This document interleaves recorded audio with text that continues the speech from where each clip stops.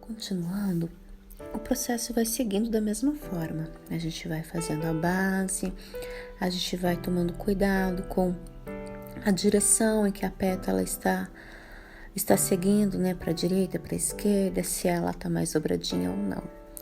Eu vou atentando aos volumes, né? Vou voltando em determinadas áreas para acrescentar uma camadinha a mais, para dar uma profundidade maior. Viro o papel, né, para ficar mais fácil em alguns momentos, tá? Você pode virar quantas vezes você quiser, para a direita, para a esquerda, ponta cabeça, como você preferir, tá?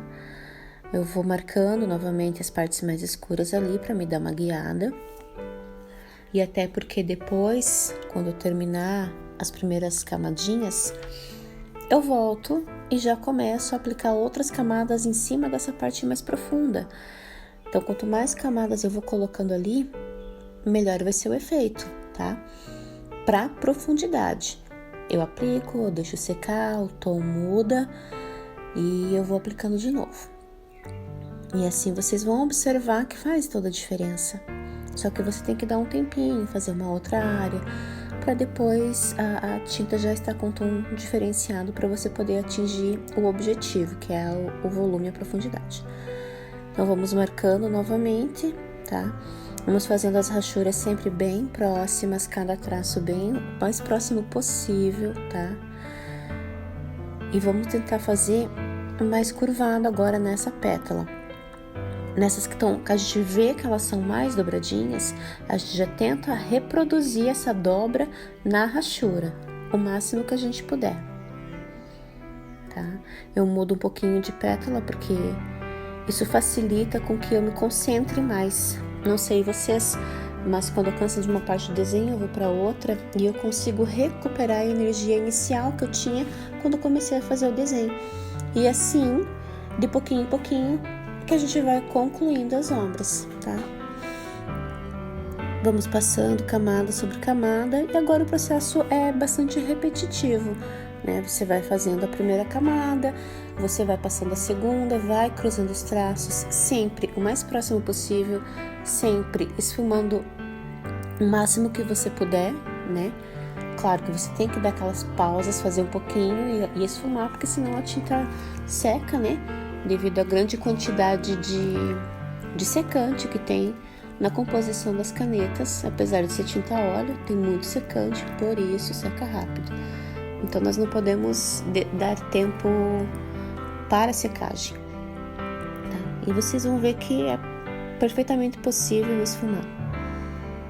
Agora eu vou deixar somente observar até o final do processo dessas pétalas aí, voltando, aplicando mais profundidades. E é isso.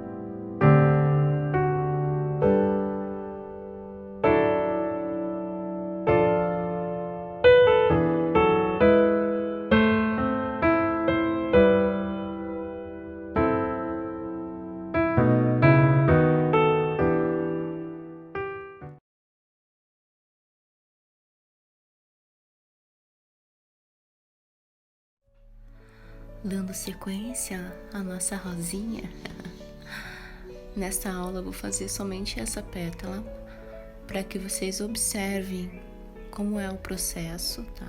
O movimento das minhas mãos, a pressão que eu aplico talvez seja um pouco mais difícil de ver, mas pela tonalidade da tinta dá para ter uma noção, dá para você testar aí na sua casa, para você tentar chegar o mais próximo possível da pressão que eu aplico, ok?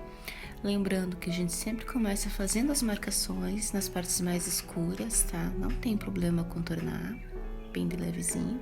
Depois a gente vai aplicando a camada para deixar mais forte, tá? Onde tem uma sombra, o que seria um preto absoluto, ali eu já vou aplicar uma pressão maior na caneta e vamos esfumando sempre que necessário, tá? Não nos delongando muito para que a tinta não seque tão rapidamente. Então, boa aula para vocês!